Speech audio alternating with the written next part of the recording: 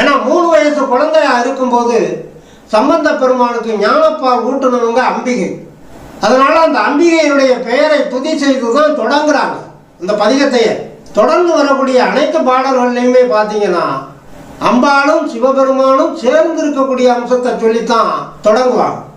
இந்த பதிகத்தில் உள்ள அனைத்து பாடல்களுமே முதல் 2 அடிகளை பார்த்தீங்கன்னா நம்முடைய சுவாமி பரமேஸ்வரனுடைய அழகை, பரமேஸ்வரனோட சேர்ந்து இருக்கக்கூடிய எம்புராட்டியினுடைய அழகை வர்ணிக்கிறதா தான் அமைஞ்சிருக்கும். மேயுரு தோழிங்கிறது அம்பிகை.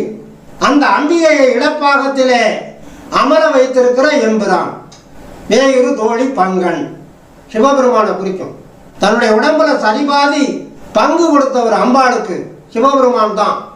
இடப்பாகத்தில் கொடுத்ததுனால தான் இட ஒதுக்கீடுன்னு சொல்லுவாங்க. இன்னைக்கும் பேர் பாருங்க, சலுகைகள் கொடுக்கறது பெண்களுக்கு 50% இட ஒதுக்கீடு அப்படிம்பாங்க.